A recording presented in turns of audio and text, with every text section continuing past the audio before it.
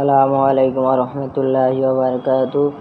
সম্মানিত দর্শকগণ, আপনারা কেমন আছেন? আশা করি ভালো আছেন। আলহামদুলিল্লাহ, আপনাদের দোয়ায় আমিও ভালো আছি। তো আজকে আপনাদের জন্য একটি গুরুত্বপূর্ণ তদবির নিয়ে উপস্থিত হয়েছি।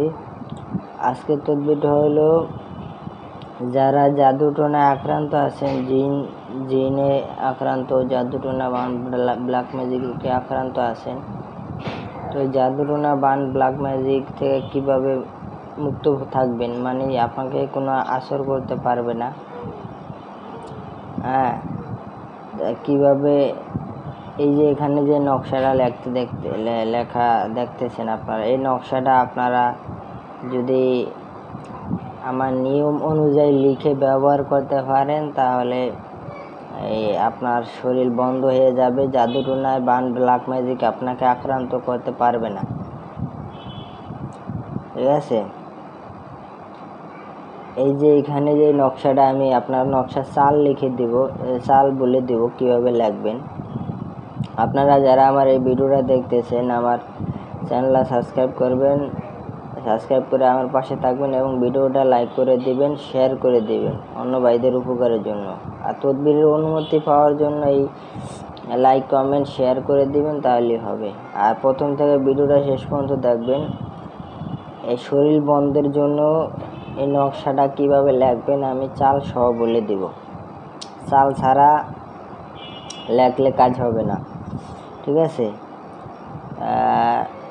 এটা যারা জিনে আক্রান্ত, এটা লিখে শরীরে ব্যবহার করলে জিনে আর শরীরে অ্যাটাক করতে পারবে না, ঢুকতে পারবে না। যারা জাদুটোনা বান কুফরি কালামে আক্রান্ত আছেন, এই নকশাটা আপনারা যদি শরীরে ব্যবহার করেন, আপনার শরীর বন্ধ হয়ে যাবে।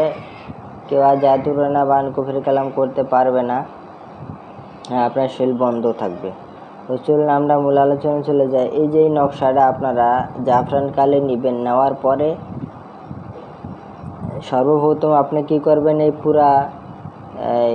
পুরা গড়, এই গড়টা আঁকবেন। ঠিক আছে?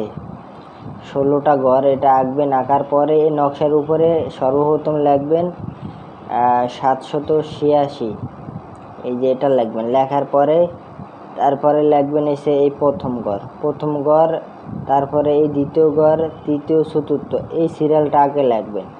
তারপরে নিচের গড়টা যখন লিখবেন, তা আবার এই সাইড থেকে শুরু করবেন। এই প্রথম এই গড় লিখবেন, দ্বিতীয় গড় থেকে শুরু করলে প্রথমে এই গড় লিখবেন, তারপরে এইটা, তারপরে এইটা, তারপরে এইটা, তারপরে নিচের যেটা, এটা আবার অন্যরকম চাল। প্রথমে এই 3 নাম্বার ঘর থেকে এই ঘর লিখবেন, এই বা লিখবেন, তারপরে এই ঘর লিখবেন, তারপরে এই ঘর, তারপরে এই ঘর, তারপরে লিখবেন এই যে এই বা, তারপরে সেটা এই দাল, তারপরে ওয়াও, তারপরে হা। এই যেভাবে লিখছি এইভাবে চাল সিস্টেমে লিখবেন। লেখার পরে এই যে নিচে যেই গড়টা আছে, এই নকশার নিচে এই গড়টা আঁকবেন। আঁকার পরে এই নিচের যে অক্ষরগুলো আছে, এগুলো আপনারা সর্বপ্রথম এটা লিখবেন, তারপরে এই সাইডে লিখবেন, তারপরে এই নিচের এইটা লিখে ফেলবেন। ঠিক আছে? তাইলে হবে। এই নিয়মে যদি আপনি নকশাটা লেখেন, চাল সিস্টেমে লেখার পরে যদি আপনার শরীরে ব্যবহার করেন, আপনার শরীর শক্তিশালীভাবে বন্ধ হয়ে যাবে। আর এই নকশাটা লেখার পরে আপনি কি করবেন, যে আগরবাতি গ্যারানযুক্ত জিনিস সামনে জ্বালায় লইবেন, ধূপ, আগরবাতি, এগুলা জ্বালানোর পরে নকশা লিখবেন। লেখার পরে এই নকশার উপরে আগরবাতির যে দোয়া আছে, দোয়ার ভিতরে এভাবে ধরে রাখবেন নকশাটা। ঠিক আছে? দোয়া দিবেন নকশার উপরে।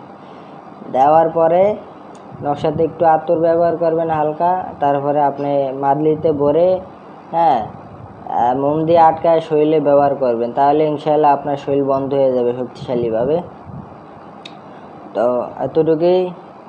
আসসালামু আলাইকুম রহমতুল্লাহি ওয়া বারাকাতুহু।